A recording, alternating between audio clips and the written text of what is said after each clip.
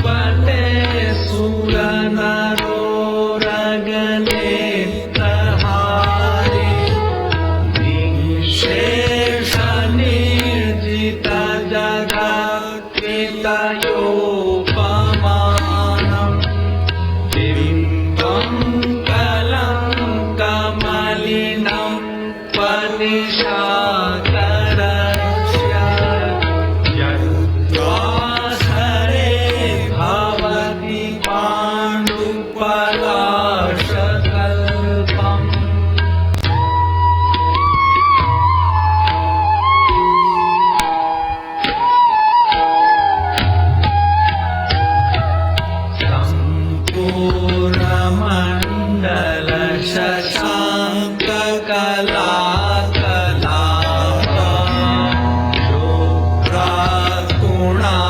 त्रिभुवनं तव लङ्घयन्ति ये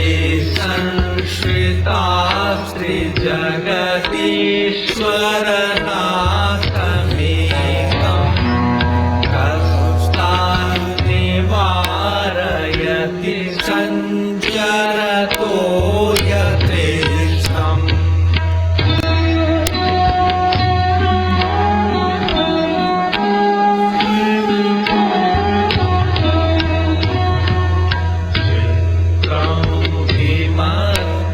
यदि ते त्रिदशाङ्गनाभीतं मनाकविमनो नदिकारमार्गम्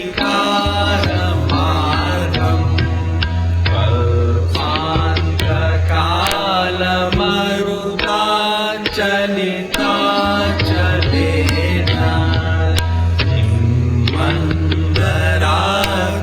मन्दराद्रिशिखरं चलितं दधाति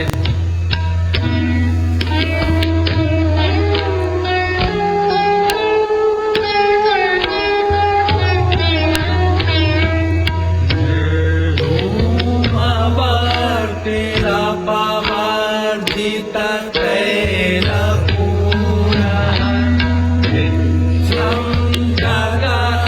जगत्त्रयमिदं प्रकटीकरोषि गम्यो न जातु मरुतां चलिताचलानां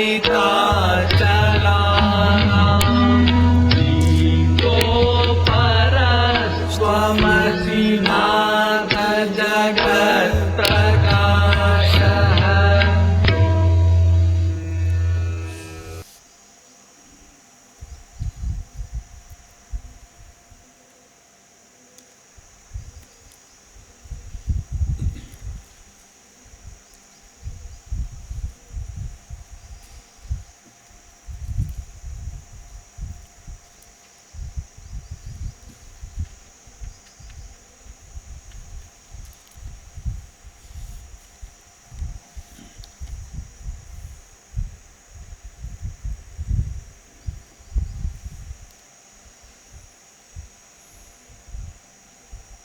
महादेव्या कुक्षिरत्नम सद्दजीतरवात्मजं श्रीराजचन्द्रमहं वन्दे तत्त्वलोचनदायकं प्रभुतत्त्वलोचनदायकम् ॐ सजात्मस्वरूपं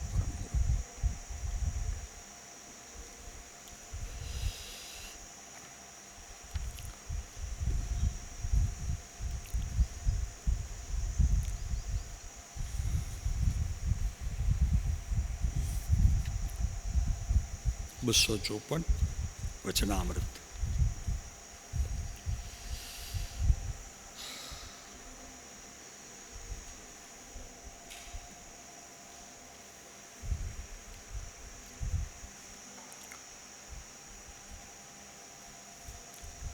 શું થાય? આ જીવને નિશંકપણું આવે એટલે ફળ શું આવે? તો કે નિર્ભયતા. સદાને માટે પોતાની ભીતર રહેલો જે ભય, કેમ કે મનુષ્ય માત્ર એટલે કે પ્રાણી માત્ર વિશ્વની અંદર ભયથી જીવે છે, અને ભય છે ત્યાં સુધી આત્માનો મૂળ વિષય એનો અનુભવ નથી. એના કારણે એને સતત ભય રહ્યા કરે છે. તો આ નિશંકતા એટલે કાલે આપણી વાત થઈ તો કે નિશંકતા એટલે શું? શાસ્ત્રમાં કંઈ શંકા રહિતપણું, પોતાની કોઈ ક્રિયા કરે છે એમાં કોઈ ચૂક ન થાય, ભૂલ ન થાય, અને થાય તો શંકા રહે, એનું નિશંકપણું. તો નિશંકપણું કોનું? તમને આજે સામાન્ય જીવન જીવો છો એમાં તમને ભય લાગે છે?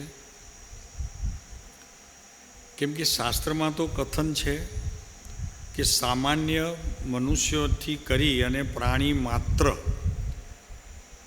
એને ભય તો રહે જ છે. તો ભયનું અસ્તિત્વ ક્યાં સુધી છે પહેલાં તો એ સમજી લો, તો તમારા પ્રશ્નનો ઉત્તર તમને પોતાને મળી જશે. તો કે ભયનું અસ્તિત્વ ક્યાં સુધી છે? ક્યાં સુધી તમને ભય લાગે છે? કે જ્યાં સુધી નિશંકતા પ્રાપ્ત થઈ નથી ત્યાં સુધી. હવે સમજાણો કે આ નિશંકતા કોની? ભાઈ સમજાણું, નિશંકતા કોની?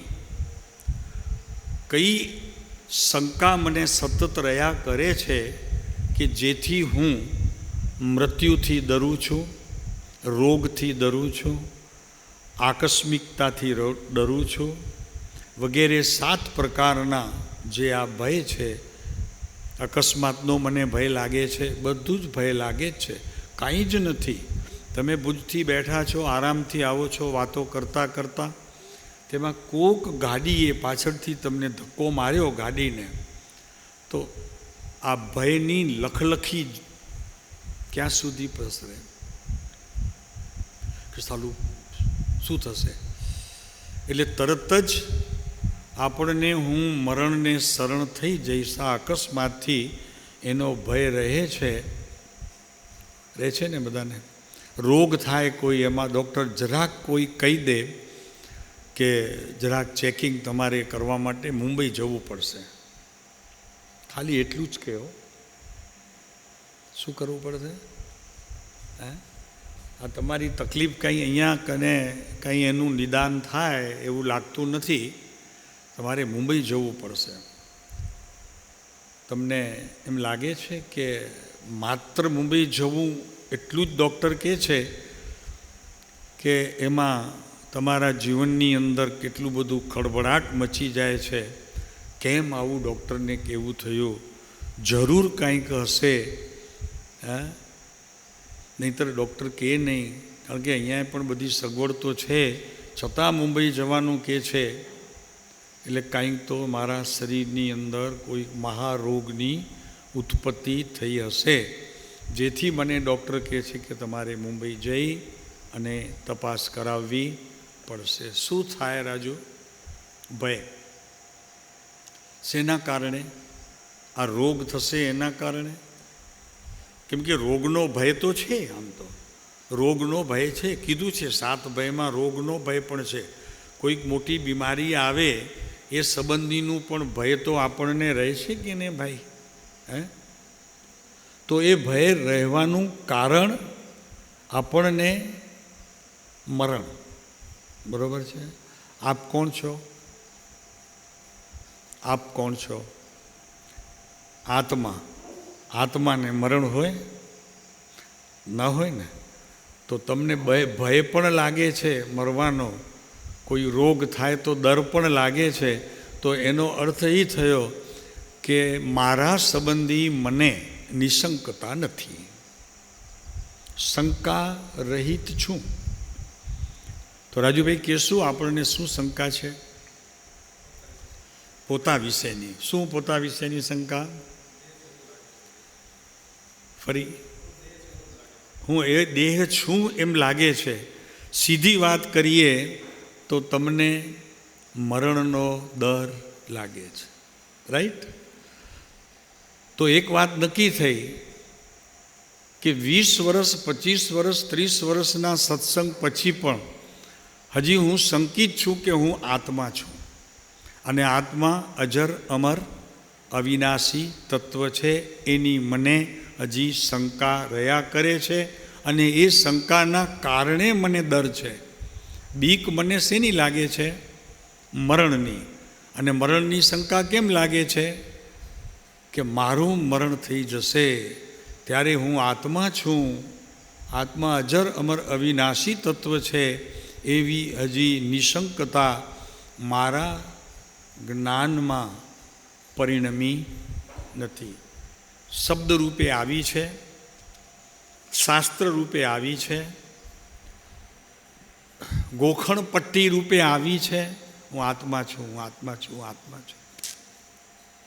પણ વાસ્તવિક એમનું જ્યાં સ્થાન હોવું જોઈએ કે હું અજર અમર અવિનાશી તત્વ છું, એની વાત હજી જ્યાં એને જવું જોઈએ, જ્ઞાનને જ્યાં સ્થિર થઈ કરી અને ચારિત્રના અંશોમાં એનું પરિણમન થઈ અને જે અનુભૂતિ થવી જોઈએ કે હું અજર અમર અવિનાશી આત્મા છું, આ ચારિત્ર દોષ છે. જ્ઞાનની અણસમજણથી ચારિત્રનો આ બંધ પડે છે. સમજાય છે? કેમ ચારિત્ર મોહનીય? તો કે કોઈ પણ પ્રકારનું જે દર છે એ અજ્ઞાનના કારણે છે, અને એ અજ્ઞાન જે છે તે ચારિત્ર મોહનીયનો ઉદય છે. દર્શન મોહનીયના ઉદયથી તો થોડાક બચ્યા છીએ કે હું મરતો નથી, હું તો દેહ પરિવર્તન કરીશ, મારું મરણ છે નહીં. એ કોણ કહે છે? જ્ઞાન કહે છે. પણ તે સમયે ચારિત્ર મોહનીય એમ નથી સમજતું. અગર એમ નથી પરિણમતું કે ના વાસ્તવિક છે, મને મરણ હોઈ શકે નહીં, ભરતભાઈ, આ વાત ચારિત્ર મોહનીની પ્રકૃતિઓને હજી પાર કરી શકી નથી. પણ જ્ઞાનમાં કંઈક એવું નિર્ણય છે કે હું અજર અમર અવિનાશી આત્મા છું. અહીંયા વાત ચાલે છે કે આત્માની શંકા કરે, આત્માની શંકા કરે પછી શું છે? આત્મા પોતે તોય શંકા. આ દીકરો મારો છે એમ શંકા છે, આ પત્ની મારા છે એમ શંકા રહે છે, આ ઘર મારું છે શંકા રહે છે, આ દુકાન મારી છે શંકા રહે છે. અરે એટલું જ નહીં, 2 દિવસની યાત્રામાં લાંબે જતાવો આ સીટ મારી છે, 34 નંબર ઉપર કોઈ આવીને ઊભો રહે તો કે ભાઈ આપકી ये सीट मेरा है, तो कि नहीं आपका हो ही नहीं सकता, ये 34 नंबर तो मेरा है. ત્યાં શું આવીને ઊભું રહ્યું? મારાપણું. 34 તમારી હતી કે છોડીને જવાના છો? છોડીને જવાના છો કે તમે લઈ જવાના છો? કેમ બોલતા નથી તમે લોકો? છોડીને જવાના છો એ 34 નંબરની સીટને કે તમે સાથે લઈ જવાના છો?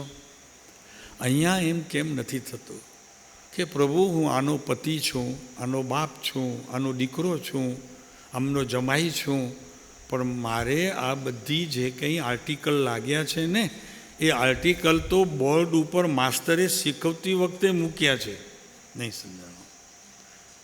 ટીચરે મને જે શીખવ્યા છે પાટિયા ઉપર મૂક્યા છે એ તો મને ખાલી શીખવવા માટે મૂક્યા છે. વાસ્તવિકમાં હું કોઈનો દીકરો પણ નથી, કોઈનો જમાઈ પણ નથી, કોઈનો પિતા પણ નથી. કેમ ભૂલાતું નથી?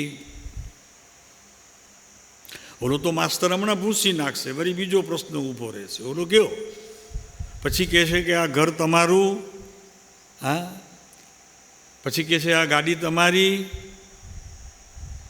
એમ કરીને તમે હા પાડશો. બરાબર છે કે ભાઈ હા આ ગાડી મારી છે, કેમ કે તમારે તો બોર્ડ ઉપર લખવાનું છે, તમે તો બધું ભણાવ્યું છે ને, પાછું ભૂસી શું કામ નાખો છો? એ એટલા માટે કે આમાં કાંઈ તારું હતું નહીં, આ તો મેં તને ભણાવવા માટે કીધું હતું. છતાં કેવું યાદ રહી જાય છે. એમ અહીંયા શંકા રહિત જીવન જીવતા આમ આપણને આવડે પણ છે. અને જ્યાં પોતા ઉપર આવે છે કે આ આત્મા જ મારો છે, વિશ્વમાં કોઈ પદાર્થ મારો નથી, ત્યાં 2 ડગલા પાછળ હટી અને નિર્ણય બદલી દે છે. સૌથી ધર્મનું સૌથી જો પ્રથમ પગથિયું હોય તો આ નિશંકતા છે. સમયસારની અંદર 8 અંગ મૂક્યા છે. 8 અંગ છે. અંગી આત્મા છે, એના 8 અંગ છે. આ નિશંકતા કોઈ આત્માનો ગુણ નથી, પણ એનું એક અંગ છે. એમ અંગ કરીને સમયસારની અંદર આ 8 અંગ મૂક્યા છે. નિશંકતા, નિર્વિચિકિત્સા વગેરે 8 અંગ મૂક્યા છે. વાંચ્યા છે ને? નથી આવ્યા ખ્યાલમાં? ભુજવાળાને તો ખ્યાલ આવવા જોઈએ, અભ્યાસ તો કરો જ. 8 અંગ મૂક્યા છે.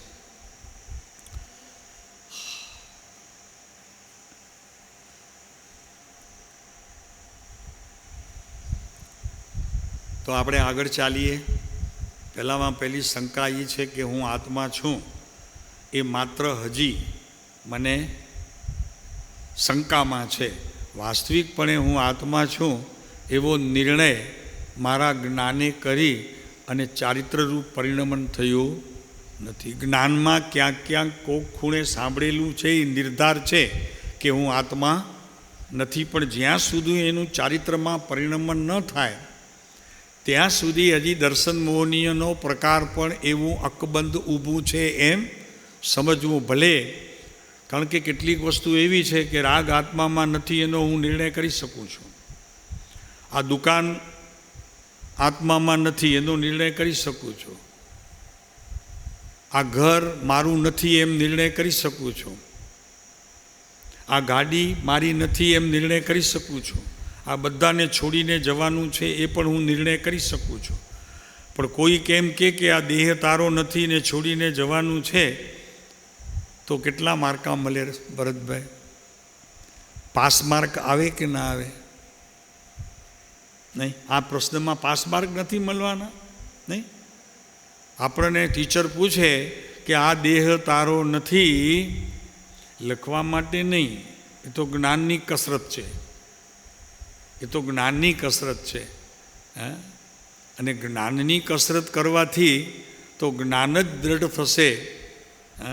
પણ એ જ્ઞાનાવર્ણીય જે છે એ જ્ઞાનાવર્ણીયનો એક અંશ પણ કપાશે નહીં. 8 કર્મ છે જ્ઞાનાવર્ણીય આદિ, અને જ્ઞાનાવર્ણીય છે ત્યાં જ્ઞાનનું આવરણ છે. જ્ઞાનાવર્ણીય નામ જ્ઞાનનું આવરણ છે. ત્યાં સુધી જ્ઞાન સમ્યક રૂપે થતું નથી કે પરિણમતું નથી? પરિણમતું નથી. વિકલ્પે થાય તો છે. ફરીને સમજો પ્રભુ, આ ખ્યાલ રાખો તમે. આપણે એટલું બધું સિદ્ધાંતોના જ્યારે આ બધા બોધ ગ્રહણ કરીએ છીએ ને, ત્યારે ઘણું બધું ચૂકી જઈએ છીએ. મારું જ્ઞાન હા પાડે છે, અને તે જ સમયે જ્ઞાનની તે સમયની પરિણતિ મને ભીતરથી સમ્યકપણે શ્રદ્ધાનરૂપ પણ નથી, દર્શનરૂપ પણ નથી. ચારિત્રની વાત પછી ઊભી રહે છે. અને છતાં આવા શબ્દોને હું જાણે સતત ઘોલન કરતો હોઉં, અને એનાથી મને મારા આત્માની પ્રાપ્તિ થશે, મને અનુભૂતિ થશે, આ માનવું ખરેખર ભૂલ ભરેલું છે. એની વાત હવે આગળ ચલાવીએ. એક વાત કહી દઈએ ચલાવતા પહેલાં. આ દૂર કરવાની તાકાત, આ શંકા ટાળવાની તાકાત ભરતભાઈ સમજાય છે? તિલકભાઈ આજે આવ્યા છે. તિલકભાઈ સમજાય છે, આ દેહ મારો નથી, આ દેહ મારો નથી, બરાબર છે? એ પાકું કરવાનું અને કરાવવાનું કામ સદગુરુનું છે. એમના વચનની અંદર એટલી તાકાત પણ છે, અને એ કહે છે તો પોતે અનુભવ કરીને કહે છે, માટે એનું પરિણમન સામાવાળા જીવને આવ્યા વગર રે. સમજાય છે? જરી આખરી વાત છે પ્રભુ. શાસ્ત્રાર્થ કરવો એક જુદી વાત છે, અને અનુભવાર્થ કરીને સામા જીવને બોધ આપવો તો એની ધારી અસર થાય, અન્યથા થતી નથી.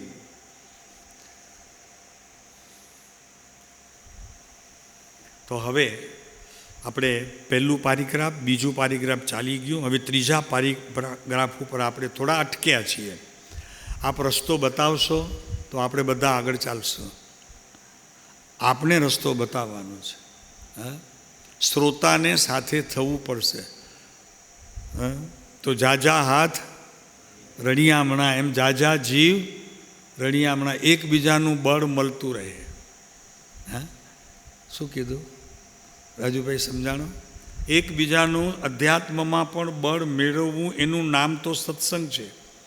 સત્સંગનો અર્થ છે કે અધ્યાત્મ ક્ષેત્રની અંદર પર પદાર્થની સાથે મારું વર્તમાન જે પરિણમન છે એ એકતા તોડે અને મારા આત્માની જોડે એકતા જોડે. એક પ્રવૃત્તિ કરવા માટે જાજાનું બળ જોઈશે, તો એક પ્રકારનું બળ મળશે. તો સાથે રહેજો. ચાલો, મુમુક્ષુતા એ છે, આપણે મુમુક્ષુ છીએ ને એમ કહીએ છીએ. શું કહીએ છીએ? મુમુક્ષુ છીએ એમ કહીએ છીએ. પણ મુમુક્ષુતા તે છે કે સર્વ પ્રકારની મોહાશક્તિથી મૂંઝાય. જ્યાં જ્યાં તમે મોહ કર્યો છે, મમતા કરી છે, મારાપણું કર્યું છે, રાજુ, જ્યાં જ્યાં આ જીવે મારાપણું કર્યું છે ત્યાં કદી મૂંઝારો થયો છે? તો રાજુભાઈએ ફટ કરતી ના પાડી દીધી, કાંઈ વિચાર્યા વગર, કેમ કે સત્ય બહાર આવી ગયું. પણ એક વસ્તુ છે, આવું સત્ય બહાર આવવું અને જાહેરમાં એનો એકરાર કરવો એ મુમુક્ષુનું સૌથી પ્રથમ ચરણ પણ છે ને લક્ષણ પણ છે. એ જો નથી હોતું તો માયા છે, અને માયા છે તો દુઃખનું કારણ છે. સરસ વાત ગમી આપણને. હા, કેટલું પણ ધ્યાન કરો, કેટલાય પ્રકાર, 2-2 કલાક, 1.5 કલાક, 1-1 કલાક રોજનું વાંચન કરો, કાંઈ પણ કરો, પ્રભુ તમને કહીએ છીએ રાજુભાઈ. પણ જ્યાં સુધી આ નિર્ણય સતને અનુસરનારું વાણી સ્વરૂપે પરિણમતું નથી, વાચ્ય સત હોવું જોઈએ, વાચકમાં નિર્ણય હોવો જોઈએ. શબ્દનો વાચક જે છે, જેનો અર્થ છે, એમાં નિર્ણય હોવો જોઈએ, અને વાચ્યમાં સતનો રણકાર હોવો જોઈએ કે આ સત્ય છે. સમજાણું તિલકભાઈ? વાચ્ય વાચક બે એક જ સત્તાના બે પડખા છે. વાચક એટલે પોતે જે એનો અર્થ કરીને નિર્ણય કરવાનો છે તે વ્યક્તિ, અને વાચ્ય એટલે કે એ શબ્દનો ભાવાર્થ ઘણું ઊંડાણથી રહસ્યપણે જે સમજી શકે એ વાચ્ય. તમને એમ લાગે છે કે હું અજર અમર અવિનાશી છું, એ વાચ્ય છે? એ શું છે?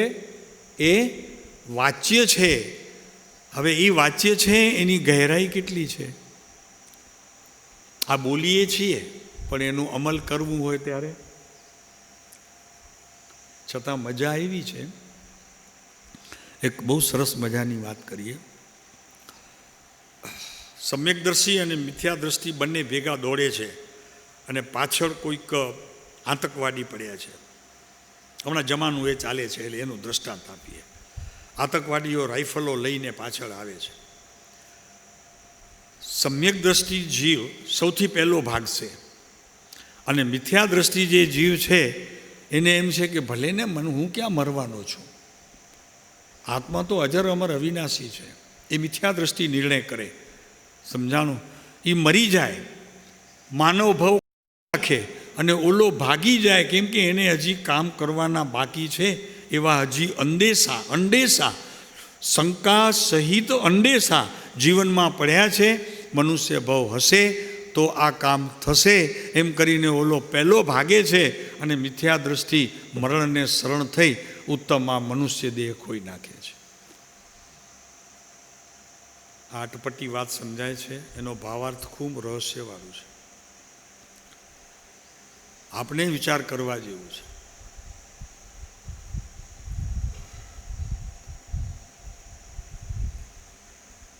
ચલો આ વિચાર જો આપ એમ કેમ બને છે. તીવ્ર મુમુક્ષુતા એ છે કે સર્વ પ્રકારની મોહાશક્તિથી મૂંઝાઈ ક્યાં ક્યાં મોહ છે, ક્યાં ક્યાં આ જીવે મમકાર કર્યો છે, ક્યાં ક્યાં આ જીવે મારા મારા મારા માન્યા છે, એવા બધા પદાર્થોથી આ જીવને કદી મૂંઝારો થયો છે? ગુરુ પાસે જઈને એમ ક્યારે થયું યાર મને કંઈક થાય છે, ગુરુજી મને કંઈક થાય છે, દવા કરો, મને કંઈક થાય? ગુરુજી પાસે દવા લેવા જઈએ ઉપાસ રહે તો ફાંકીઓ ન હોય, ટેબ્લેટ ન હોય, હોય પ્રભુ એમની પાસે તો સદબોધરૂપી વચનો હોય કે જે તીર્થંકર પરમાત્માને અનુસરનારા હોય અને તારી મુક્તિને માટે હોય તો એ દવા આપે. પણ એવું દર્દ ઉત્પન્ન તો થવું જોઈએ કે નહીં સાધકને? હા, ઓલા દર્દ ઉત્પન્ન થાય, આજે ઉપવાસ, ચાલો 2 કરી નાખશું, ભેગા થઈ જશે, વાંધો નહીં આવે, તબિયત સારી છે. 3 થઈ જશે, ચાલો ઠીક છે, 8મ થઈ જશે, 6ઠ થઈ જશે, બધું થઈ જશે. પણ આવો મૂંઝારો આપણને જ્યાં સુધી ભરતભાઈ થતો નથી ત્યાં સુધી સમજવું કે આપણા આત્માની હજી તૈયારી નથી. તમારી હશે કદાચ, તમારી તૈયારી હશે, પણ તમારો આત્મા હજી એ વાતને લઈને તૈયાર નથી. જ્યાં જ્યાં મમતા કરી છે ત્યાં ત્યાં હજી હું લાગી રહ્યો છું. જો એના માટે કૃપાળુદેવ એક બહુ સરસ વાત કરે છે કે જ્યારે આવા પ્રકારનો વિનયનો ઉપદેશ જ્યારે મળે, આવો વિનય છે, આ વિનય છે, દેહ તું નથી આત્મા છો, આવો વિનય છે. એ વિનય ગુણને અનુસરનારો સદગુરુઓનો બોધ મળે, સમજાય છે? ફરી વાત, આવો બોધ સદગુરુ પાસેથી મળે કે આ દેહ તારો નથી, આ ઘર તારું નથી, આ કુટુંબ તારું નથી, આ સમાજ તારો નથી, આ દીકરા તારા નથી, આ ધન તારું નથી, તો સદગુરુના મુખેથી આવેલી વાત આનંદિત હોય. પણ જો વિનય ગુણ આપણામાં હજી પરિણમ્યો ન હોય તો ખરેખર આવો પ્રકાર બોધનો પણ માયાને અને અહંકારને જન્મ આપે છે.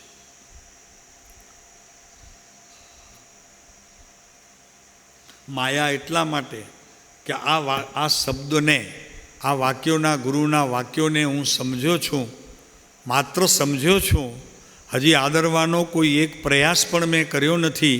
એટલે એનાથી અહંકાર અને માયા બંને ઊભા રહે છે, જે ખરેખર સદગુરુ પાસે પણ દોષ કરી અને ત્યાંથી આપણે ઊભા થઈ જઈએ છીએ. આ પણ એક સાવચેતી છે. આપણી વાત ચાલે છે 506 વચનામૃતમાં.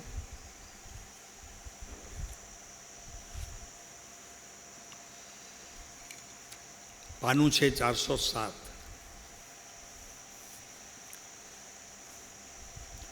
પેજ નંબર 407, વચનામૃત 506, લાસ્ટ પારિગ્રામ નીચેનો છેલ્લો 407 ઉપર. કૃપાળુદેવ એક જગ્યાએ લખે છે, પહેલું જ કહી દઈએ જ્ઞાનીઓની વાત. જ્ઞાની એમ લખે છે, પોતે લખે છે કે જ્યારે શાસ્ત્રમાં આ દેહ ત્યાગવાનો છે, ક્યારેક ને ક્યારેક એનો ત્યાગ જરૂર નિશ્ચિત છે, આવું જ્યારે વચન જ્ઞાનીઓના મુખેથી સાંભળેલું હોય અને એનું વર્તમાનમાં અત્યારે સ્મરણ થાય, એ માત્ર સ્મરણ પણ અતિ અતિ અતિ પ્રકારે વૈરાગ્ય વધારી દે. એમ શ્રીમદના જીવનમાં થયું છે કે આવો કોઈ પણ બોલ શાસ્ત્રમાં વાંચવામાં આવે ત્યારે ખૂબ વૈરાગ્ય વધી જાય, માત્ર સ્મરણમાં આવવાથી. હવે એ જ વાત આપણે આગળ વાંચીએ છીએ કે ગ્રહ કુટુંબ આદિ પરિગ્રહ આદિ, ગ્રહ કુટુંબ પરિગ્રહ આદિ કોઈ દિવસ માન્યું છે ભરતભાઈ? આ કુટુંબ પરિગ્રહ છે. એક માણસ રસ્તામાં જતો હતો, એનો મિત્ર બી સાથે હતો, બંને જણા જતા હતા. ત્રિભુવનદાસ ભીમજી ઝવેરી બજારમાં અમારી દુકાન આવી તો ઓલાએ કીધું કે યાર જવું છે. એક મિત્રે કીધું આપણે જરાક જવું છે, આંટો મારવું છે. તો કે ના, મને તો બધાનો એનો ત્યાગ છે. પછી ઓલો મિત્ર પૂછે છે તો કે કેમ તું લેતો નથી કાંઈ? તો કે ફદિયા જોઈએ ને, આપણી પાસે છે નહીં. સમજાણો? તો ત્યાગ છે, એને ત્યાગ કહેવાય નહીં. ચલો હવે આપણે આ વાત કરીએ.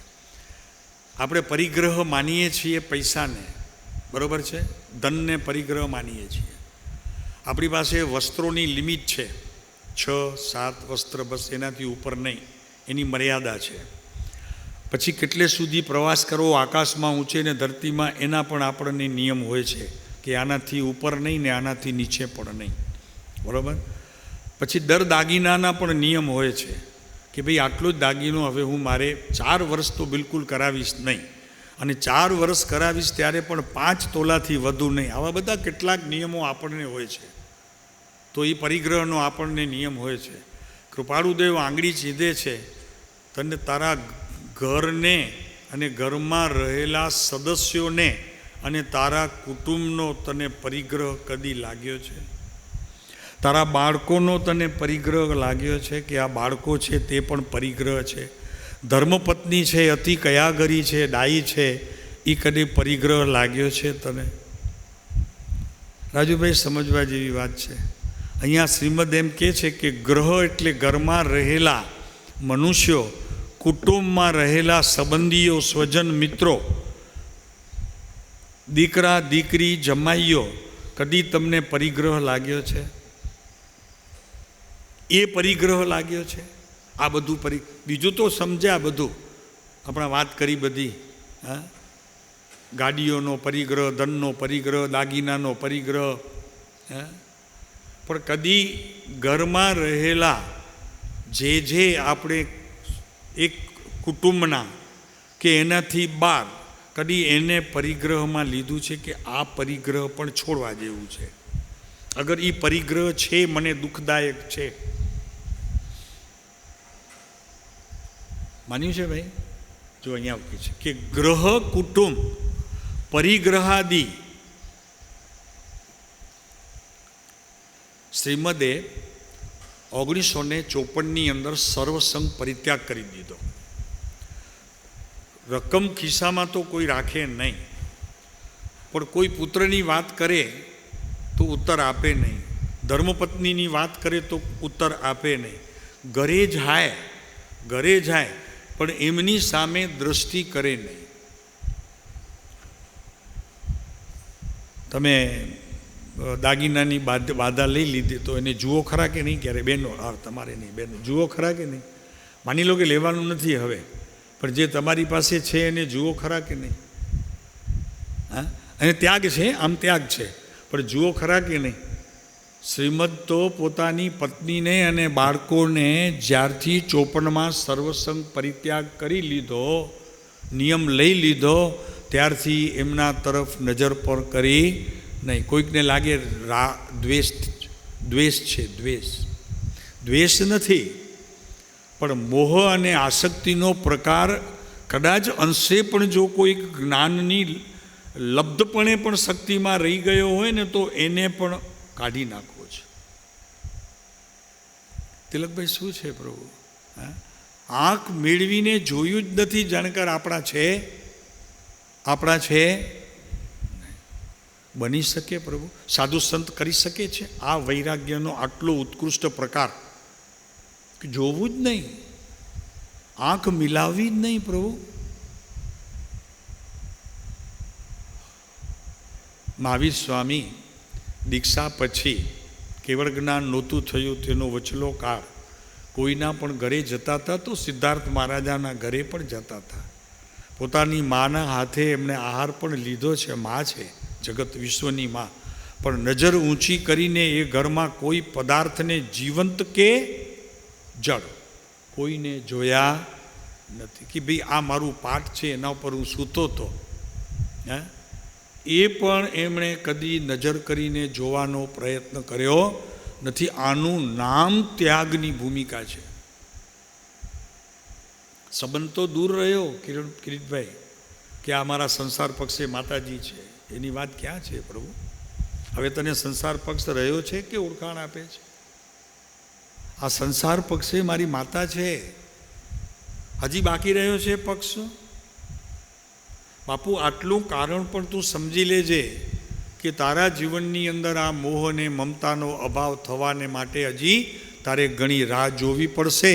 માટે અત્યારનું જે તે મુનિપણું લીધું છે એ વેશ બદલવાનું મુનિપણું છે. વાસ્તવમાં ગ્રસ્ત વેશમાં જ તું છો. ગ્રહ કુટુંબ પરિગ્રહાદી ભાવને વિશે જે અહંતા અને મમતા છે, અહમ એટલે મારાપણું, હું એનો, એમ અહમતા એટલે હું એનો, મમતામાં ઈ મારા.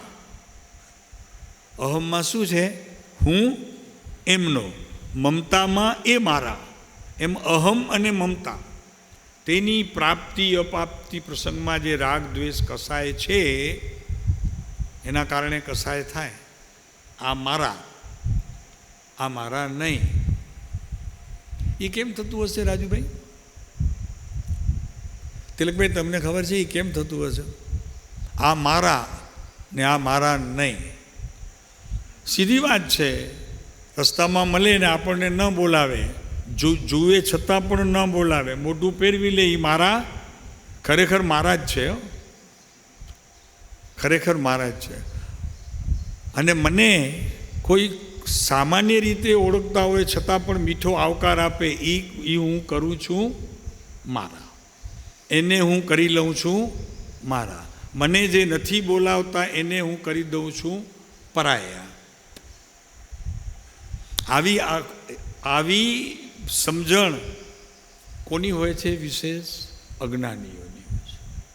અજ્ઞાનીઓની હોય છે. કેમ કે એને એ ધ્યાનમાં નથી આવતું કે મારું મારી પાસે છે, બહાર ક્યાંય છે નહીં. તો શું છે તારું? તારું શું છે? આત્મા. આત્મા તારું છે કે આત્મામાં પ્રત્યેક કરાતી ક્રિયાનો કરનાર તું છો. કરનારો તું છો, અત્યારે જાણનારો નથી. તું કરનારો છો, એ તારું છે. તો એ મિથ્યાત્વ, એટલે એને કહે છે અહીંયા વિપર્યાસ બુદ્ધિ. વિપર્યાય એટલે વિશેષ, પોતાની પર્યાય નહીં, વિશેષને પ્રગટ કરતી એવી પ્રત્યેક અવસ્થાઓ, એનું નામ વિપર્યાસ બુદ્ધિ છે. મારું કાંઈ નથી જાણ કરતી તે અવસ્થા, બીજાનું બતાવે છે અને હું ડરી જાઉં છું, એને અહીંયા વિપર્યાસ બુદ્ધિ કહેવામાં આવે છે. એ વિપર્યાસ બુદ્ધિ. અને અહંતા અને મમતા તથા કસાય જ્યાં વૈરાગ્ય ઉપસમ ઉદ્ભવે ત્યાં મંદ પડે છે. શું કહે છે? આ વિપર્યાસ બુદ્ધિ છે. અને અહંતા અને મમતા જ્યાં વૈરાગ્ય આવીને ઊભો રહ્યો, જ્યાં વૈરાગ્ય અને ઉપસમ, વૈરાગ્યના કારણે ઉપસમ ભાવ, જે ઉદયની અંદર મારાપણું થતું હતું, તે ઉદયની જે પર્યાય, જે અવસ્થા, એને મારા પુરુષાર્થ દ્વારા મેં દાબી દીધી, એને બહાર પ્રગટ થવા દીધી નહીં. એનું નામ ઉપસમ. શું કીધું? ઉપસમ સંકિત જે થાય છે ને, એ ઉપસમ સંકિત આ કે આ મારા છે એવી માન્યતાવાળી જે અવસ્થાઓ વૈરાગ્યને કારણે વિશેષ બળવાન થઈ, તેને મેં એકદમ દબાવી દીધી. આ મારા નથી, આ મારા હોઈ શકે નહીં, એમ જે દબાવી દીધી એવો ઉપસમ ભાવ. અને ઉપસમ ભાવ પહેલાં જે પ્રગટ થયું એવું વૈરાગ્ય, વૈરાગ્યનો અર્થ કર્યો છે, જરાક તમને એકદમ સમજાવી દઈએ. શાસ્ત્રની અંદર વૈરાગ્યનો અર્થ 99 પાના પર છે. વૈરાગ્ય એ પણ જરાક જોઈ લો.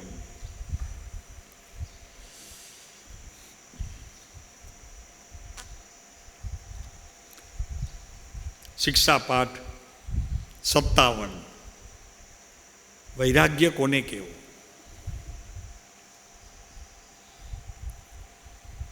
પહેલામાં પહેલી વાત ઉપર પાઠમાં વૈરાગ્ય એ કોનું સ્વરૂપ છે? ધર્મ એટલે ધર્મનો અર્થ એટલે ધર્મ એટલે શું? કાલે કીધું તું. ધર્મ એટલે ધર્મ એટલે સ્વભાવ. ધર્મ એટલે વાસ્તવિક જે પોતાનું સ્વભાવ છે તે, એનું નામ છે ધર્મ. સ્વભાવ શું છે? સ્વભાવ શું છે? તો કે પ્રત્યેક સંસારમાં રચાતા પ્રસંગોને જેમ છે તેમ જાણે, કરે કાંઈ નહીં, એનું નામ છે આત્માનો મૂળ સ્વભાવ. કરે કાંઈ નહીં, માત્ર જાણે, એ એનો છે સ્વભાવ. સ્વભાવ છે જ્ઞાનના આધારે, તો એને જ્ઞાન કરવું, બસ એ સ્વભાવ. બીજો કોઈ એનો સ્વભાવ છે? શાંતિભાઈ, પછી આમ નથી બરોબર ને આ બરોબર છે ને હવે આમ કરજે ને, એ સ્વભાવ નથી આત્માનો. બસ હવે હું ધ્યાનમાં 2 કલાક બેસીશ, કોઈ બોલાવતા નહીં, દરવાજો બંધ કરું છું, એ આત્માનો સ્વભાવ. એ આત્માનો સ્વભાવ. બસ આજે હવે મારે કાલે નિયમ લઈ લીધું છે, 24 કરીને પછી મેં પચકાણ લઈ લીધા છે. મારી 8મ છે, એટલે હવે 3 દિવસ સુધી મને કોઈ પરેશાન કરતા નહીં ખાવા પીવાનું. એનું નામ વૈરાગ્ય, એનું નામ જ્ઞાન. તો કે એ જ્ઞાન પણ નહીં, એનું નામ વૈરાગ્ય નહીં. ત્યારે શું છે એનું નામ? વિકલ્પ. શું નામ છે એનું? શું નામ પાડ્યું? વિકલ્પ. અને જ્યાં વિકલ્પ હોય ત્યાં ધર્મ હોઈ શકે નહીં, એની વાત કરે છે. જો આ ભક્તિ, આપણે એની વૈરાગ્યની વાત ચાલે છે.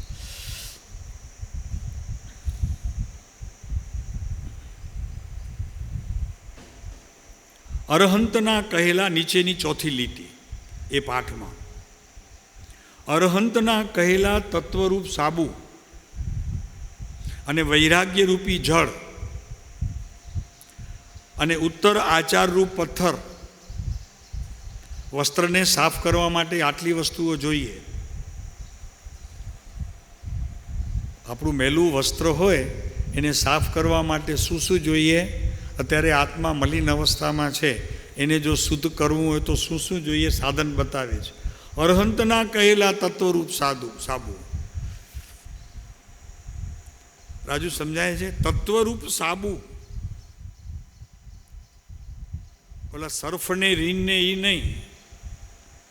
એટલે એમ અહીંયા તપને, ઉપવાસને, જાપને, યાત્રાને, દાનને, શીલને એ નહીં. ભગવાને કહેલા 9 તત્વરૂપ સાબુ. ખબર છે ને બધાને? 9 તત્વો તો ભગવાનના કહેલા. ખબર છે ને? કોણ કહેશે? કયો લીલાબેન?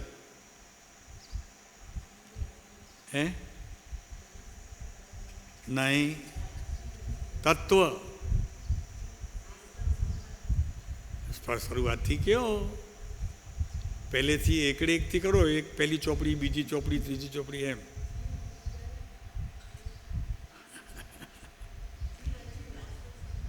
હા, ક્રમસર. હા, બોલો તિલકભાઈ. બંધ અને મોક્ષ. આ 9 તત્વરૂપી સાબુથી ભીતર રહેલો આત્મા કેવો થાય? ચોખ્ખો થાય. એની અંદર રહેલું મેલ વયું જાય. અભ્યાસ કરવો પડે. અભ્યાસ કરવો પડે. આશ્રવ તત્વનું શું કાર્ય છે રાજુભાઈ? આશ્રવ તત્વનું શું કાર્ય છે? કારણ કે જો ભાઈ, પહેલાં એવું હતું, અજ્ઞાનથી પૂર્વે નિમિત્ત ઉપર વજન આપીને આ જીવે આત્માની આરાધના કરી છે, તેનું ફળ અત્યારે સંસાર મળ્યું છે. અજ્ઞાનથી પૂર્વે નિમિત્ત ઉપર વિશેષ લક્ષ્ય બાંધીને આ જીવે પોતાની આત્માની આરાધના થાય છે એમ જે માન્યું છે તેનાથી આ સંસાર મળ્યું છે. હવે નવતત્વરૂપી આજે ખરેખર ભગવાનના કહેલા એનો હું અભ્યાસ કરી, નવતત્વનો અભ્યાસ કરી, આ કર્મ કેમ બંધાય છે, મારો સંસાર કેમ વધે છે, એનું એક એક કારણ સમજીને એનું આદર કરીશ, એનો સત્કાર કરીશ અને બને તેટલો પ્રયત્ન કરી અને આચરણ કરીને હવે નિમિત્ત ઉપર દૃષ્ટિ ઉઠાવી અને મારા આત્મા તરફ સીધું અવલંબન લઈ અને હવે સંસારને તોડીશ. ત્યારે જ ખરેખર આ સંસાર છૂટશે, અન્યથા સંસાર છૂટવાનો નથી. ફરીને એક વખત, ધ્યાન કરવાથી કાંઈ નહીં થાય. ધ્યાનમાં તો વસ્તુ જોઈ જ નથી તો એનું ધ્યાન થશે જ નહીં. પહેલામાં પહેલી વાત, નવતત્વની અંદર બંધ અધિકારને સૌથી પ્રથમ જાણવો.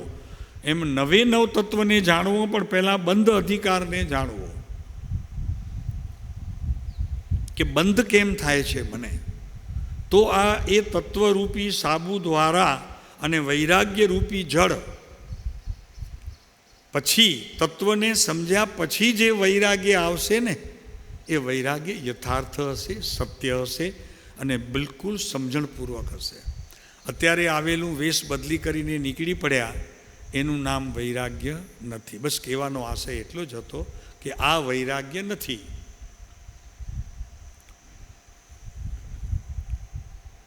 અરહંતના કહેલા તત્વરૂપી સાબુ અને વૈરાગ્યરૂપી જળથી ઉત્તમ આચારરૂપ પથ્થર ઉપર ઘસે ને, તમને ખબર નહીં હોય, અત્યારે તો મશીનમાં ઘસે છે. પહેલાંના જમાનામાં બધા અહીંયા પથ્થર હોય નીચે, અને તે પણ ખરબચડો હોય, એના ઉપર કપડાં ધોવાય, પછી ઉપર પાણી અને સાબુનું જે મિશ્રણ થયું હોય ધીરે ધીરે નીકળતું જાય ખરબચડા પથ્થર ઉપરથી, પછી ધીરે ધીરે ધીરે ધીરે મેલ નીકળી અને વસ્ત્ર સ્વચ્છ નિર્મળ થઈ જાય. એમ અહીંયા આત્મા અત્યારે આપણો આત્મા કર્મથી ખરડાયેલો છે. શું થયેલું છે? કર્મથી ખરડાયેલો છે.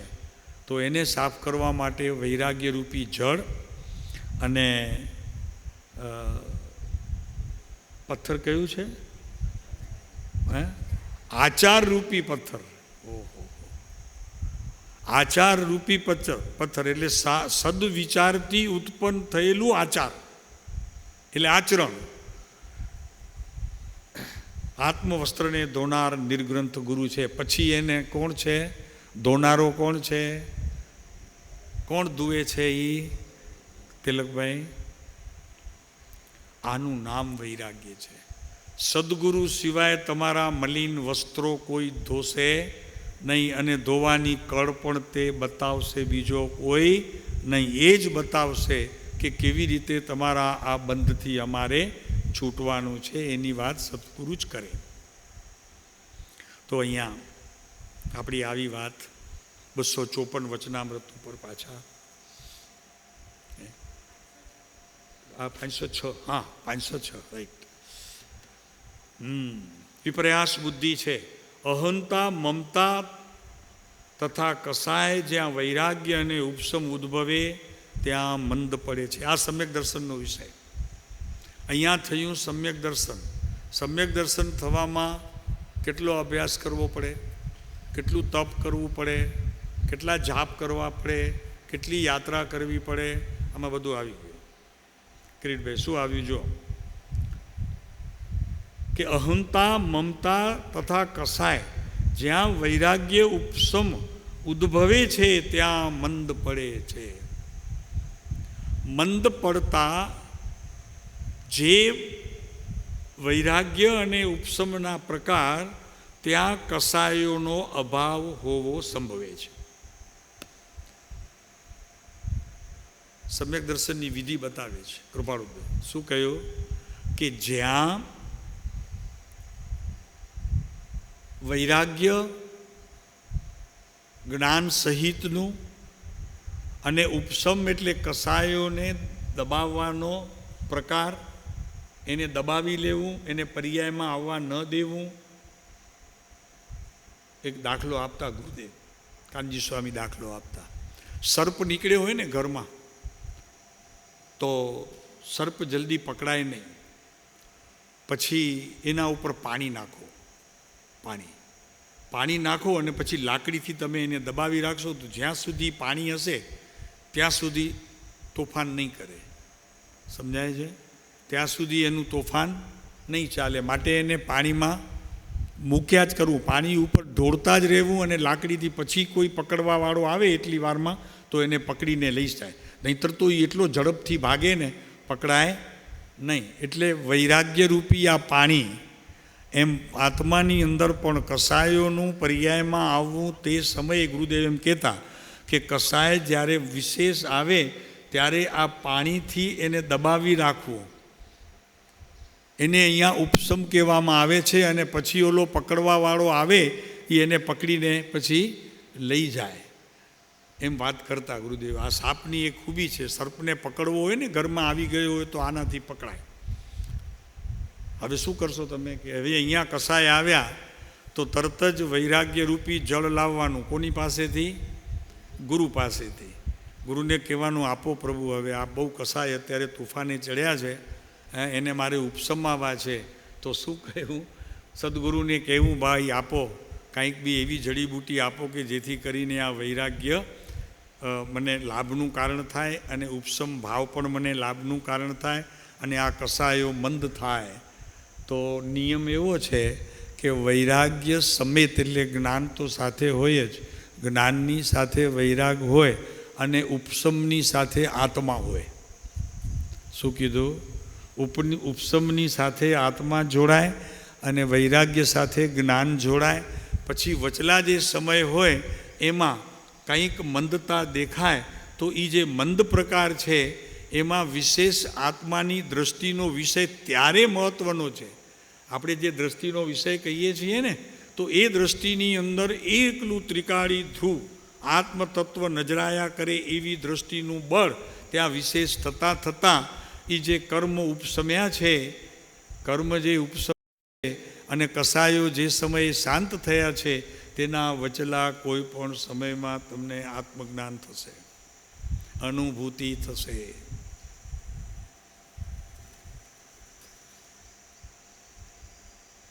બધાને જરૂર તો એ જ છે, ભલે કોઈ કહેતા નથી, પણ જોઈએ છે તો સમ્યક દર્શનને.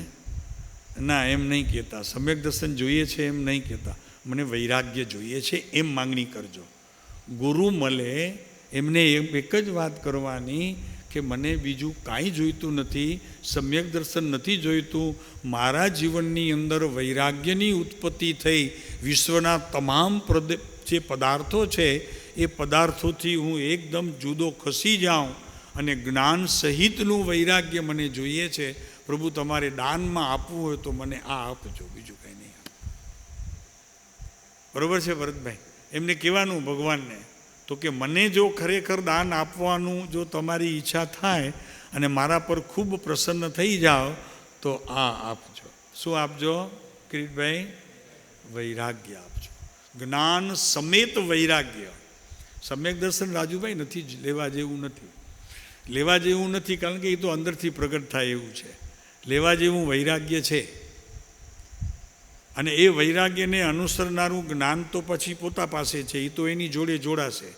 વૈરાગ્ય માગ્યો મળશે ગુરુ પાસેથી અને અંદરનું જ્ઞાન અંદરથી પ્રગટી અને એની સાથે જોડાઈ જશે ત્યારે ગુરુએ આપેલી મૂડી અને મારી ઉત્પન્ન થયેલો જે આ જ્ઞાનરૂપી ભાવ એ બેની સંધિ થશે, સમ્યક દર્શનનો વિષય બની જશે. એટલે કે છે અહીંયા કે જ્યાં વૈરાગ્ય ઉપસમ ઉદ્ભવે ત્યાં મંદ પડે છે, અનુક્રમે નાશ પામવા યોગ્ય થાય છે. અનુક્રમે તે કસાય છે તે નાશ પામશે, તે જગ્યાએ ઉપસમ આવશે, જેનું બીજું નામ ઉપસમ સમકિત પ્રથમ. ઉપસમ સમકિતમાં પણ પાછા ભેદ છે. પ્રથમ ઉપસમ સમકિત, બીજું ઉપસમ સમકિત. હવે આમાં પછી વળી શાસ્ત્રમાં જરાક રમવું પડશે, ત્યાં નથી જોવું આપણને. અને અહીંયા પ્રથમો ઉપસમ સમકિત કહેવામાં આવે છે. ભરતભાઈ ખબર છે ને તમને? સમકિતના ભેદ છે 3, પહેલું, બીજું ને ત્રીજું. ઉપસમના આ પ્રથમ ચરણનું ઉપસમ સંકિત છે. બહુ સસ્તું થઈ ગયું છે અત્યારે તો, આમ આપી દે છે ગુરુ હતો, લ્યો તમારે સંકિત. પ્રભુ એમ નથી. આ તો અહીંયા સંસારના પાયા હચમચી જાય, હે એને ધરતીકંપ થાય, સંસારને ધરતીકંપ થાય, અને એ ધરતીકંપની અંદર ક્યાં પડે ખબર ન પડે. ક્યાં પડશે? આ બાજુ પડશે, આ બાજુ પડશે, આ બાજુ પડશે, કઈ બાજુ પડશે? એનું નામ ઉપસમ સંકિત, પ્રથમો ઉપસમ સંકિત છે. શાસ્ત્રમાં તત્વાર્થ સૂત્રની અંદર આ વાત કરી છે, પ્લસ પ્રવચન સારની અંદર પણ છે, અને ધવલાની અંદર વિશેષ વિસ્તારપૂર્વક છે. પ્રથમો સંકિત, દ્વિતીય ઉપસમ સંકિત, પ્રથમો ઉપસમ સંકિત.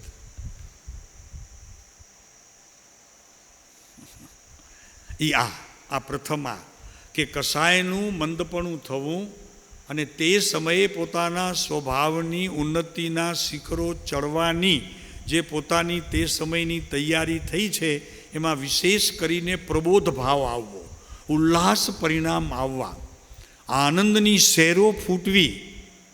તે સમયે કસાય નથી પર્યાયમાં તે સમયની સ્થિતિ આવા પ્રકારે હોય છે. ઉલ્લાસ પરિણામ, અપૂર્વ ઉલ્લાસ પરિણામ. મને એમ થઈ જાય કે પ્રભુ કાં તો આ દેહ છૂટી જશે અને કાં તો મને સંકિત પ્રાપ્ત થઈ જશે. બે સિવાય ત્રીજી વાત બને નહીં. આવી સ્થિતિનું સર્જન થાય એનું નામ સંકિત છે.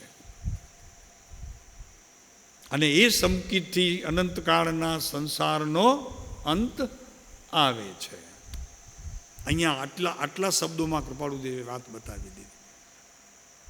અહંતા અને મમતા તથા કસાય જ્યાં વૈરાગ્ય ઉપસમ ઉદ્ભવે છે ત્યાં મંદ પડે છે. કોણ મંદ પડે છે? કસાયો મંદ પડે છે. અનુક્રમે નાશ પામવા યોગ્ય થઈ જાય છે. પછી તે સમયની અવસ્થામાં સ્વભાવ પ્રગટ થાય છે અને ક્લેશનો અભાવ થઈ જાય છે. ક્લેશ વયો જાય છે અને એનો અનુભવ, જે ઉપસમ ભાવ છે એનો અનુભવ જીવને થઈ જાય છે. એનો અર્થ એ છે કે તે સમયે પ્રથમો ઉપસમ પ્રગટે છે પોતાની પર્યાયમાં. પરિણામ શું થાય છે ત્યારે જીવના? કેવા ભાવ થાય છે? તો કે અતિ ઉલ્લાસ પરિણામ, અપૂર્વ, કદી પણ પૂર્વે ન થયો હોય એવી અનુભૂતિ થાય છે. પોતાને શું થાય છે તે કળાતું નથી, એટલે દોડતો જો ગુરુ નજીક હોય તો એમના શરણ લઈ લે છે. કાંઈ પણ બોલ્યા વગર એની ગોદમાં સમાઈ જાય છે. કાંઈ પણ પૂછવા જેવું એને લાગતું નથી, કેમ કે અંદરમાં એટલો બધો ઉલ્લાસ પરિણામ છે. શું થાય છે ખબર પડતી નથી. એટલે ગુરુની ગોદ જો મળે તે સમયે તો પસંદ કરી લે છે, અને ગુરુની ગોદ મળતા દ્વિતીય ઉપસમ સંકિત પ્રગટી જાય છે.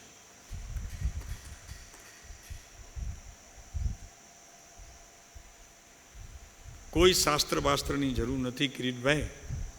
આમાં તો ગુરુ શાસ્ત્ર, જ્ઞાન પોતાનું, ગુરુ શાસ્ત્ર, જ્ઞાન પોતાનું, અને ગુરુ પરમાત્મા. ગુરુ શાસ્ત્ર પહેલાં ગુરુ શાસ્ત્ર, બીજું કોઈ શાસ્ત્ર જોવાની જરૂર નથી. ગુરુના વચનો તે શાસ્ત્ર.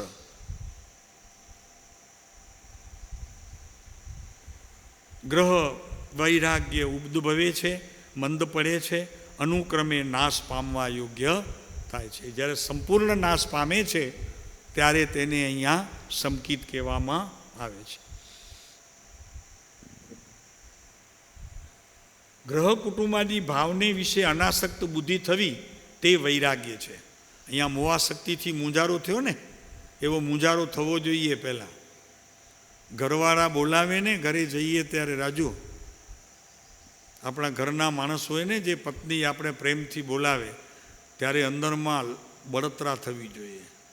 શું થવું જોઈએ? બોલાવે એના ઉપર, પત્ની ઉપર નહીં. જે તમને માન મળ્યું ને, તો કે ક્યાં તમે આટલી વારથી રાહ જોઉં છું, રસોઈ ઠંડી થાય છે, ચલો જલ્દી જલ્દી હાથ ધોઈને બેસી જાઓ જમવા માટે.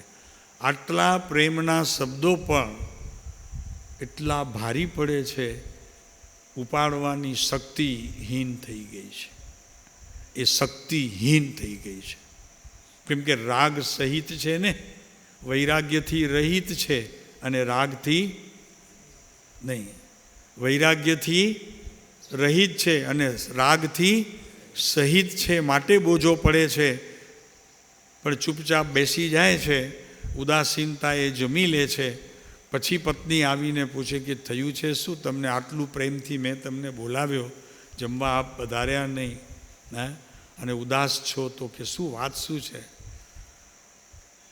પછી જો સ્થિતિ સંપણે સરખી થઈ હોય, ફરી પાછા સંસારમાં પ્રવેશ કરવાનો અવસર આવ્યો હોય તો કે નહીં, બસ હતું કાંઈક એવું વિચિત્ર, વયું ગયું, હવે કંઈ છે નહીં. હા, હવે બોલ, તું શું કહેતી હતી મને સાંભ, બોલ. કહી ગયો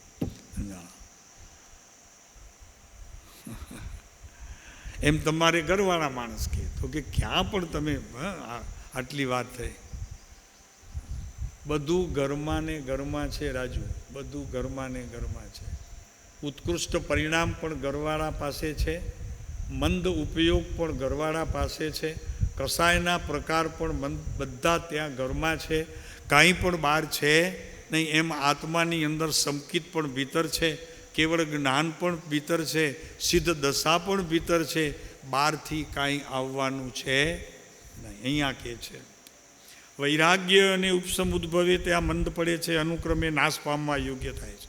ગ્રહ કુટુંબાદી ભાવને વિશે અનાસક્ત બુદ્ધિ થવી, તેનું નામ વૈરાગ્ય છે. વેશ બદલાવો એનું નામ વૈરાગ્ય નથી, ના પાડી, બિલકુલ ના પાડી દીધી. ઘર છોડવું એનું નામ વૈરાગ્ય નથી, બિલકુલ ના પાડી દીધી. બહુ અંતરમાં વૈરાગ્ય થયો, હવે મારે સંસાર નથી જોઈતો ને મારે દીક્ષા લેવી છે, અહીંયા એ વાત નથી આવી. અહીંયા શું વાત આવી છે જુઓ. ગ્રહ કુટુંબાદી ભાવને વિશે અનાસક્ત બુદ્ધિ થવી, મમતાનો એક અંશ પણ હવે ઘરવાળા પ્રત્યે રહ્યો. અચ્છા, એક વાત પૂછું રાજુભાઈ, ઘરવાળા પ્રત્યે નથી રહ્યો, દેહ પ્રત્યે રહ્યો છે કે નહીં?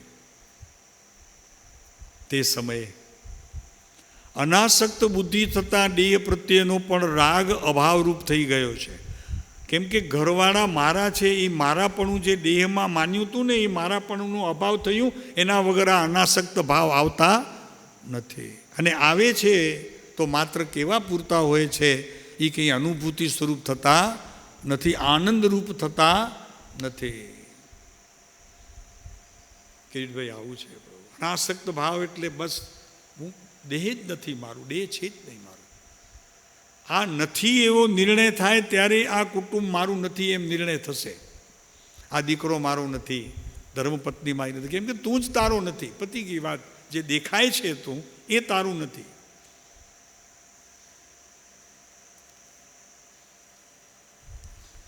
એ વૈરાગ્ય છે. અને તેની પ્રાપ્તિ અપ્રાપ્તિ નિમિત્તે ઉત્પન્ન થતો એવો જે કસાય અને ક્લેશ, તેનું મંદ થવું તે ઉપસમ છે. અહીંયા ક્લેશ થવું એટલે અહીંયા શબ્દ છે કસાય અને ક્લેશ મંદ થવું, તેનું નામ ઉપસમ છે. ક્યારે? કે પ્રાપ્તિ અપ્રાપ્તિ નિમિત્તે ઉત્પન્ન થતો એવો જે કસાય અને ક્લેશ, કસાય અને ક્લેશ. ક્લેશમાં રાગ દ્વેષ આવશે, કસાયોની અંદર પણ એમાં આવી જ જાય, બધું આવી જાય છે. છતાં પણ ક્રોધ માન માયા વિશેષ હોય છે અન્ય પ્રત્યે.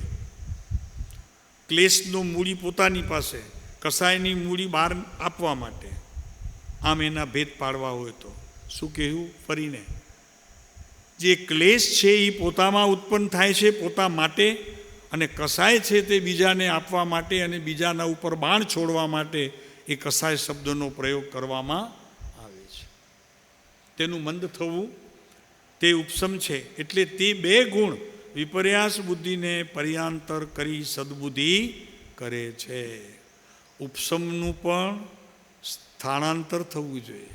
અત્યારે મારી જે પર્યાયમાં ઉપસમ છે એનું પણ સ્થાનાંતર, અને કસાય કલેશનું મંદ થવું તે સમયે એનું પણ સ્થાનાંતર. સમજાય છે? તે પર્યાયમાં જણાતા પદાર્થોનું સ્થાનાંતર ન કસાયનું ભીતર ઉપસમવું છે અને ન કસાય કલેશ પોતે છે માત્ર એક સુખ સુખ સુખ સુખ આનંદ આનંદ આનંદ અને આનંદ. પહેલાં બતાવ્યું કે આ છે રહેશે, પછી એનો પણ અભાવ કરી અને એકલું સુખ રહે છે, આનંદ રહે છે, એની વાત કરે છે. પર્યાંતર કરી સદબુદ્ધિ કરે છે અને તે સદબુદ્ધિ જીવાદી પદાર્થોની વ્યવસ્થા જેથી જણાય છે એવા સિદ્ધાંતની વિચારણા કરવા યોગ્ય થાય છે. પછી તે આગળ જતા ત્રીજું સંકિતનું કારણ ઉપસમ થતાં એને કયું સંકિત? ક્ષાયિક સંકિતની ભૂમિકામાં તેનો પ્રવેશ થઈ જાય છે. આ સિદ્ધાંતની વિચારણા ત્યાં ઊભી રહે છે. કિરીટભાઈ, સિદ્ધાંત જે આપણે શીખ્યા છીએ ને તેની વિચારણાનું સ્થાન ત્યાં છે. ત્યારે છે, કયા સંજોગોમાં છે તમે જુઓ. હમણાં અજ્ઞાનીના સિદ્ધાંત જ્યારે લગાડવામાં આવે છે ને, અજ્ઞાની પોતે સિદ્ધાંતોની સાથે છેડછાડ કરે છે ને, અહીંયા કે છે કરવા જેવી નથી. સિદ્ધાંત ક્યારે? જ્યારે વૈરાગ્યનું બળ વિશેષ વર્તે અને એનાથી ઉપસમ આવે અને કસાયના મંદપણા પર્યાયમાં જણાય, જેથી આત્મતત્વ વિશેષ બળવાનપણે ઊભો રહે. એ બળવાનપણાના કારણે સિદ્ધાંતના બોધની વ્યાખ્યા પોતાના જીવનમાં સહજ પરિણમે. એને કોઈ શબ્દો શોધવા પડે નહીં. એનું નામ ખરેખર સંકિત છે અને એનું નામ સિદ્ધાંતનું જ્ઞાન છે. ઓલું સિદ્ધાંતનું જ્ઞાન તો ખાલી શબ્દરૂપે છે. એવા સિદ્ધાંતની વિચારણા કરવા યોગ્ય થાય છે. શબ્દ જુઓ શું છે? કરે છે એમ નથી. શું શબ્દ છે કૃપાળુદેવનો? કે એવા સિદ્ધાંતની વિચારણા કરવા યોગ્ય તે સમયની સ્થિતિ થાય છે. ખ્યાલ આવ્યો? કઈ સમયની? કે જે સમયે વૈરાગ્ય શબ્દ છે ને, અનાસક્ત બુદ્ધિ રૂપે વૈરાગ્યનું થવું અને પછી એ ઉપસમ ભાવનું મંદ પરિણામ થવું. ઉપસમ મંદપણે થવું, ત્યારે ખરેખર એની સિદ્ધાંતની વિચારણા કરવા યોગ્ય તે જીવની સ્થિતિ થાય છે. કેમ કે કારણ આપે છે, 2 મિનિટ જઈ લઈએ. કેમ કે સમય તો થઈ ગયો છે. કેમ કે ચક્ષુને પટળ આદિ અંતરાય મટવાથી જેમ પદાર્થ યથાવર્થ દેખાય છે, તેમ અરહંતાદિ પટળનું મંદપણું થવાથી જીવને જ્ઞાની પુરુષે કહેલા એવા સિદ્ધાંત ભાવ, આત્મભાવ, વિચાર ચક્ષુએ દેખાય છે. એને જોવા પડતા નથી.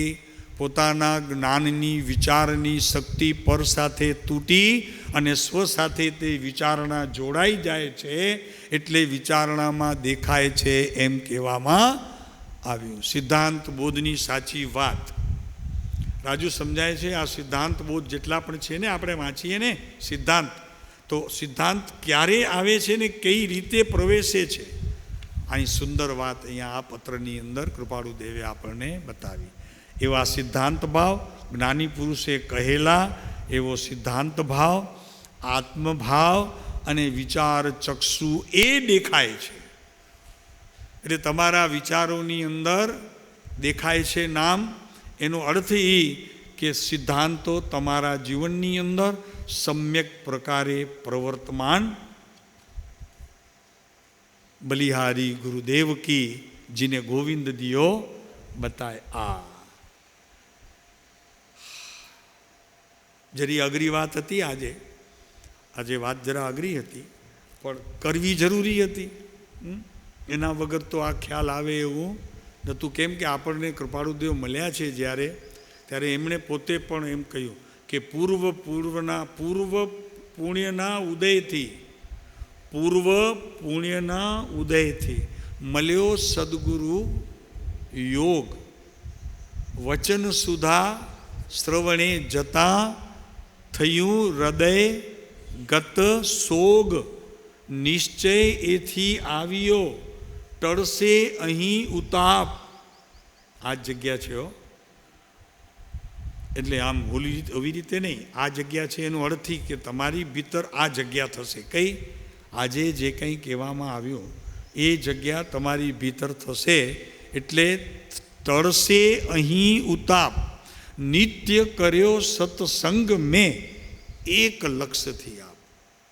રાજુ હવે કે મને લક્ષ્ય શું છે? હવે આત્મજ્ઞાન. તો કયું લક્ષ્ય છે? આપણે વાત આવી હમણાં, બોલો કોને ખ્યાલ છે? જ્ઞાન સહિત વૈરાગ્ય. ગુરુ આવે તમારી પાસે સપનામાં, ક્યારે કૃપાળુદેવ આવે, કાનજી સ્વામી આવે, તો તમે શું માગશો? જ્ઞાન સહિત વૈરાગ્ય. બધું મળી જશે પ્રભુ આમાં. અને માંગણી એવી તમે સુંદર કરી છે કે બંને વસ્તુ તમારી છે. એમની તો કરુણા બસ છે, આપવું એમને નહીં પડે. જાઓ. કેમ કે બંને મૂડી તમારી છે. વૈરાગ્ય પણ તમારું અને જ્ઞાન પણ તમારું. કરુણા વરસશે એ બંને તમને મળી જશે. એટલે ગુરુ કદાચ કે તમને કે માગો, હું બહુ પ્રસન્ન છું, આટલું તમે ભુજમાં મહેનત કરો છો રોજ 5-6 કલાક, અને આખું એક મકાન જ એટલું જગ્યા મકાન આખી આવી રીતે આરાધકો માટે ખુલ્લું તમે મૂક્યું છે દિવસ ને રાત, તો તમને એમ થાય રાજુભાઈ ને ભગવાનને મળવાનું થાય કે રાજુ યાર આટલું કર્યું છે, માગ શું જોઈએ છે? કાનજી સ્વામી આવે, તને કે કૃપાળુદેવ આવે, ત્યારે શું માગવું? તો કે પ્રભુ બધું જ મારી પાસે છે, ખાલી 2 વસ્તુ આપ પ્રદાન કરો. શું? વૈરાગ્ય સમેત જ્ઞાન. વૈરાગ્ય સમેત જ્ઞાન. તો ભગવાન કે તથાસ્તુ. કેમ કે ભગવાનને આમાં આપવા જેવું કંઈ છે? કારણ કે બંને વસ્તુ તારી છે, બસ એને જગાડવાનું કામ છે. જ્ઞાનીઓ જગાડે છે આપણને, બીજું શું કરે? ઓલું કાલે વાત પરમ દિવસે બી લીધી હતી ને, જગાડ તારા નાગને મારું નામ કૃષ્ણ. હા, ઓલા લોકોને એમ થયું ઉપચારી શું હતું, ઓલી નાગ હતું ને, એની બધી રાણીઓ હતી ને, એને એમ થયું કે આને મારો ધણી તો કાચો ગળી જશે. એટલે બિચારાને સમજાવે છે કે તું વયો જા, તું ઓળખતો નથી મારા પતિને, તને આખો ગળી જશે, તું જવા દે. આ એક દડા માટે તું આ બધું હેરાન ન થા, જા. ત્યારે એને કહે છે કે હું તો જે લેવા માટે આવ્યું છું તો લઈને જઈશ. તમને કોઈ આવી રીતે ડર બતાવે, એક બાજુ રાક્ષસ ઊભો હોય તો કે જાય છે કે નહીં, નહીતર તને આખો ચાવી જઈશ. અને એક બાજુ ભગવાનની પ્રતિમા છાયા રૂપે દેખાય છે, છાયા રૂપે ભગવાનની પ્રતિમા દેખાય છે. તમને એમ લાગે છે કે આ મારો બચાવ કરશે, આ મને ખાઈ જશે. સ્થિતિ શું તમારી ત્યારે? કઈ બાજુ ઢળી જાઓ? ભાગવામાં નંબર પહેલાં કે ભગવાન ઊભા છે એ તરફ પ્રયાણ કરવામાં પહેલાં? બોલો કઈ બાજુ જશો તમે? એક બાજુ પરમ કૃપાળુદેવ ઊભા છે, માની લો કે તીર્થંકર ઊભા છે, એક બાજુ આવો નાગ કાળો ઊભો છે કે રાક્ષસ ઊભો છે.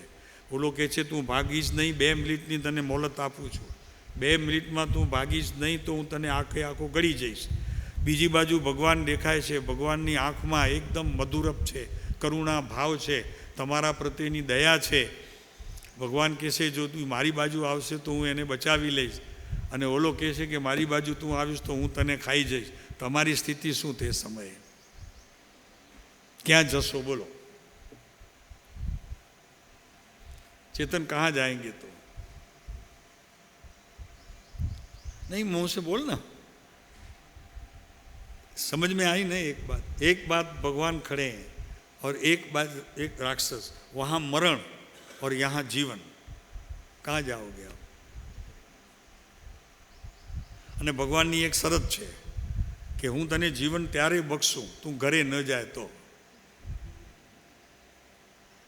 તું મારી સાથે આવે તો બચાવું. અને રાક્ષસને તો કંઈ કેવું જ નથી, ઓલો તો ઊભો છે, ઓલો તો ખાઈ જવા જ ઊભો છે. એ કહે કે તું મારી સાથે આવીશ તો તને હું મારા પેટમાં નાખી દઈશ.